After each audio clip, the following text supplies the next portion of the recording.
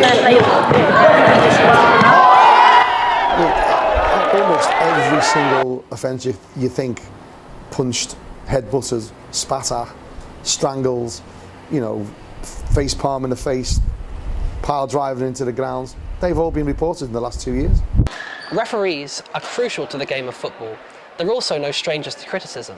Sometimes fans and players resort to abuse, both verbal and even physical.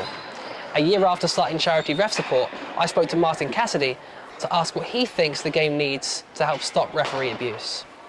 If a spectator has a fight in a stadium, in a concourse of a stadium, or is even a streaker and runs on the pitch, they will be banned from every football ground in Great Britain. But from a player, if you punch another player or you punch a referee, you won't be banned from every football ground in Great Britain. And we don't understand that. The law of the land states that banning orders is for spectators.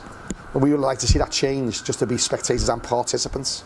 So it will then be a punishment and a deterrent for people assaulting and abusing referees. We feel more evidence of what's occurred will really help. And I think the only way to do that is by allowing referees to wear body cameras. A former Level 3 referee, Simon has experience officiating on both a grassroots and a professional level. He helped explain what referees can do to help stop a hostile situation from escalating out of control. We're continually looking to try to develop relationships.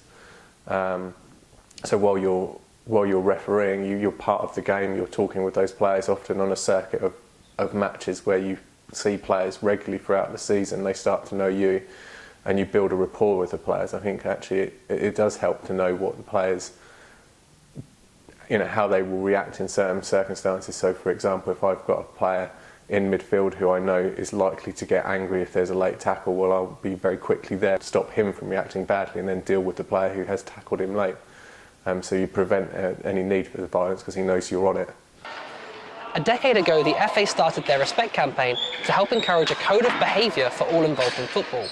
They also introduced their Respect Awards to honour those who embodied the right way to play the beautiful game. I spoke to Leah Rudge, who was this year's winner of the FA Respect Award for Players. I think the team players look up to the captain because they've been given a little bit of responsibility, so it's their right to be able to tell them if something goes wrong. I would always make sure that none of my teammates ever swore, particularly because at our age group there's a lot of young children spectating, also just because it promotes aggression, so I always made sure they didn't swear, and the opposition didn't swear, especially at our home grounds, and that the spectators didn't get too rowdy because obviously we want to have a friendly game, whether that be a cup game or a friendly itself. Martin, Simon and Leah have made it clear that referee abuse is much more than a single source problem. While more work can be done on an institutional level, all involved in the game have a role to play. Finally, I asked them one more question. What do they think referees mean to the game of football? At a local level, when a qualified neutral referee can't be found, clubs are forced to put one of their own people in and run the game themselves. And ultimately that shows the game wouldn't go ahead without a referee because they have to sort of create a non-qualified referee in that role. One of the things you'll hear all the time, oh, we've got no referee today, we've got no referee today, we're not playing. But when the referee's out there, you seem to just want to shout at him. Oh, here. It's not logical. It's not logical. This game will never progress without a referee.